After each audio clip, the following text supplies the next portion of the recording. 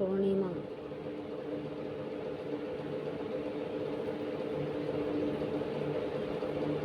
जय विष्णु भगवान की।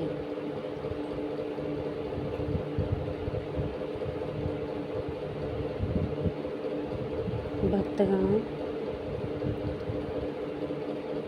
आषाढ़ मास की पूर्णिमा 20 या 21 जुलाई आषाढ़ पूर्णिमा कब है जाने। डेट, स्नान दान का मुहूर्त और पूजा विधि। पंचांग के अनुसार इस साल 21 जुलाई 2024 को आषाढ़ पूर्णिमा मनाई जाएगी। मान्यता है कि इस दिन विष्णु जी और माँ लक्ष्मी जी की पूजा करने से सुख सौभाग्य में वृद्धि होती है। हिंदू धर्म में आषाढ़ माह के शुक्ल पक्ष की पूर्णिमा तिथि को आषाढ़ पूर्णिमा मनाई जाती है। यह दिन भगवान विष्णु, माँ लक्ष्मी, चंद्र देव की पूजा उपासना के लिए बेहद खास माना जाता है। मान्यता है कि इस दिन गंगा नदी या पवित्र नदी में स्नान करने से जातक को सभी पापों से मुक्ति मिलती है। आषाढ़ पूर्णिमा को गुरु पूर्णिमा के रूप में भी मनाया जाता है। साथ ही इस दिन गुरुओं और शिष्यों की पूजा की जाती है। आषाढ़ मास की पूर्णिमा के दिन दान पुण्य के कार्य भी बेहद माने जाते हैं, बेहद ही शुभ माने जाते हैं। पंचांग के अनुसार इस साल 21 जुलाई 2024 दिन रविवार को आषाढ़ पूर्णिमा मनाई जाएगी। आइए जानते हैं आषाढ़ पूर्णिमा की सही तिथि, स्नान दान का मुहूर्त और पूजा विधि। आषाढ़ पूर्णिमा कब है? पंचांग के अनुसार आषाढ़ माह की पूर्णिमा तिथि का आरंभ 20 जुलाई 2024 को शाम 5:59 पर होगा और अगले दिन यानी 21 जुलाई को दोपहर 3:46 पर समाप्त होगा। इसलिए उदय तिथि के अनुसार 21 जुलाई को आषाढ़ पूर्णिमा मनाई जाएगी। स्नान दान का मुहूर्त क्या है? आषाढ़ पूर्णिमा के दिन ब्रह्म मुहूर्त में स्नान दान के कार्यों का बड़ा महत्व है। इस दिन ब्रह्म मुहूर्त की शुरुआत सुबह 4:14 पर होगी और 4:55 पर समाप्ति होगी। स्वार्थ सिद्धि योग। आषाढ़ पूर्णिमा पर स्वार्थ सिद्धि योग का भी निर्माण होता है। 21 जुलाई को सुबह 5:37 सुबह से लेकर 22 जुलाई को 12:14 सुबह के समय तक स्वार्थ सिद्ध योग बनेगा। पूजा विधि। आषाढ़ पूर्णिमा के दिन सुबह जल्दी उठें, संभव हो तो ब्रह्म मुहूर्त में गंगा नदी में स्नान करें। घर पर भी पानी में गंगा जल मिलाकर स्नान आदि करें। इसके बाद सूर्य देव को जल अर्पित करें। भगवान विष्णु की विधि विधान से पूजा करें। उन्हें पीले फल, पीले फूल, धूप, दीप, नैवेद्य अर्पित करें। विष्णु जी के बीज मंत्र ओम नमो भगवते वासुदेवाय नमः का जाप करें। अंत में विष्णु जी और माँ लक्ष्मी जी के साथ सभी देवी देवताओं की आरती उतारें। जय विष्णु भगवान की जय हो, लक्ष्मी मैया की। सत्य भगवान विष्णु जी की हम पौराणिक कथा सुनेंगे। सत्य को नारायण विष्णु जी के रूप में पूजना ही सत्य नारायण भगवान की पूजा है। इसका दूसरा अर्थ है कि संसार में एकमात्र भगवान नारायण ही सत्य है, बाकी सब माया है। भगवान की पूजा कई रूपों में की जाती है। इससे भगवान का सत्य नारायण स्वरूप इस कथा में बताया गया है। इसके मूल पाठ में पाठांतर से लगभग 170 श्लोक संस्कृत भाषा में उपलब्ध हैं, जो 5 अध्यायों में बटे हुए हैं। इस कथा के 2 प्रमुख विषय हैं, जिनमें एक संकल्प को भूलना और दूसरा है प्रसाद को अपमान। व्रत कथा के अलग अलग अध्यायों में कहानियों के माध्यम से बताया गया है कि सत्य का पालन करने पर किस प्रकार की समस्या आती है। इसलिए जीवन में सत्य व्रत का पालन पूरी निष्ठा और सुदृढ़ता के साथ करना चाहिए। ऐसा न करने पर भगवान न केवल नाराज होते हैं अपितु दंड स्वरूप संपत्ति, बंधु बांधवों के सुख से वंचित भी कर देते हैं। इस अर्थ में यह कथा लोक में सच्चाई की प्रतिष्ठा, लोकप्रिय सर्वमान्य धार्मिक साहित्य प्राय पूर्णमासी को इस कथा का परिवार में वाचन किया जाता है। अन्य पर्वों पर भी इस कथा को विधि विधान से करने का निर्देश दिया गया है। सत्यनारायण व्रत कथा।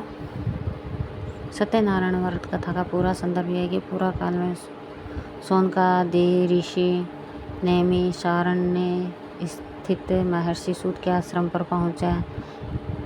ऋषिगण महर्षि सूत से प्रश्न करते हैं कि लौकिक कष्ट मुक्ति, सांसारिक सुख समृद्धि, परलौकिक लक्ष्य की सिद्धि के लिए सरल उपाय क्या है।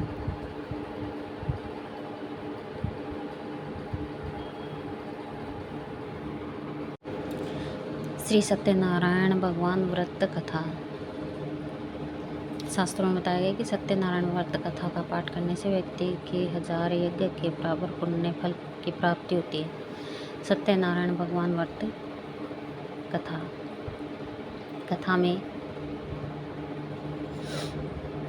भगवान विष्णु के सत्य स्वरूप के बारे में बताया गया है। इस व्रत का पाठ करने से घर में सुख समृद्धि का वास होता है और भगवान विष्णु की कृपा बनी रहती है।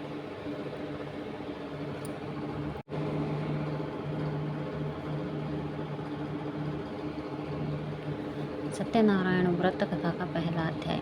एक समय की बात है कि नैमिषारण्य तीर्थ में सैनिकादि 88,000 ऋषियों ने श्री सूत जी से पूछा, हे प्रभु, इस कलयुग में वेद विद्या रहित मनुष्यों को प्रभु भक्ति किस प्रकार मिल सकती है तथा उनका उद्धार कैसे होगा। हे मुनि श्रेष्ठ, कोई ऐसा तप बताइए जिससे थोड़े समय में ही पुण्य मिले और मनवांछित फल भी मिल जाए। इस प्रकार की कथा सुनने की हम इच्छा रखते हैं। सर्वशास्त्रों के ज्ञाता सूत जी बोले, हे वैष्णव, मैं पूज्य आप सभी ने प्राणियों के हित की बात पूछी है, इसलिए मैं एक ऐसे श्रेष्ठ व्रत को आप लोगों को बताऊंगा जिसे नारद जी ने लक्ष्मी नारायण से पूछा था और लक्ष्मीपति ने मणि श्रेष्ठ नारद जी से कहा था कि आप सब इसे ध्यान से सुनिए। एक समय की बात है, योगी राज नारद जी दूसरों के हित की इच्छा लिए अनेकों लोकों में घूमते हुए मृत्यु लोक में आ पहुँचे। यहाँ इन्होंने अनेक योनियों में जन्मे प्राय सभी मनुष्यों को अपने कर्मों द्वारा अनेक दुखों से पीड़ित देखा। उनका दुख देख नारद जी सोचने लगे कि कैसा यत्न किया जाए जिसके करने से निश्चित रूप से मानव के दुखों का अंत हो जाए। इसी विचार पर मनन करते हुए वह विष्णु लोक में गए। वहाँ वह देवों के ईश नारायण की स्तुति करने लगे, जिनके हाथों में शंख चक्र गदा और पद्म थे, गले में वरमाला पहने हुए थे। स्तुति करते हुए नारद जी बोले, हे भगवान, आप अत्यंत शक्ति से संपन्न हैं। मन तथा वाणी भी आपको नहीं पा सकती। आपका आदि मध्य तथा अंत नहीं है। निर्गुण स्वरूप सृष्टि के कारण भक्तों के दुख को दूर करने वाले आपको मेरा नमस्कार है। नारद जी की स्तुति सुन विष्णु भगवान बोले, हे मुनि श्रेष्ठ, आपके मन में क्या है? आप किस काम के लिए पधारे हैं, उसे निसंकोच कहो। इस पर नारद मुनि बोले कि मृत्यु लोक में अनेक योनियों में जन्मे मनुष्य अपने कर्मों के द्वारा अनेकों दुख से दुखी हो रहे हैं। हे नाथ, आप मुझ पर दया रखते हैं तो बताइए कि वो मनुष्य थोड़े प्रयास से ही अपने दुखों से कैसे छुटकारा पा सकते हैं।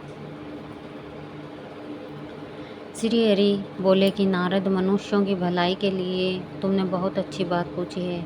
जिसके करने से मनुष्य मोह से छूट जाता है, वह बात मैं कहता हूँ, उसे सुनो। स्वर्ग लोक व मृत्यु लोक दोनों में एक दुर्लभ उत्तम व्रत है जो पुण्य देने वाला है। आज प्रेमवश होकर मैं उसे तुमसे कहता हूँ।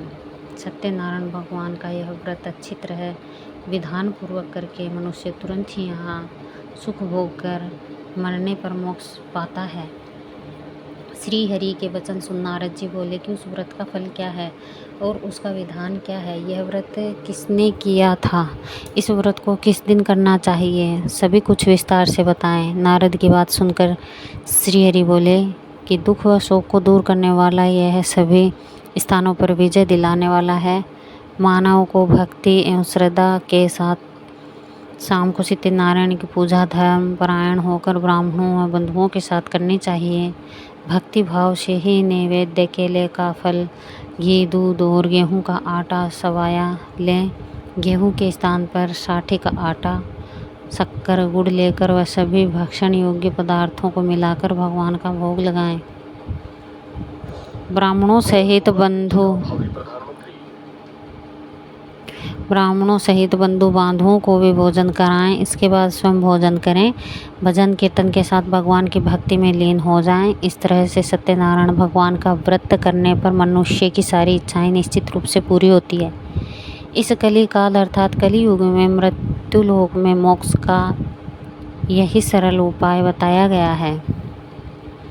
श्री सत्यनारायण भगवान की व्रत कथा का 2 अध्याय।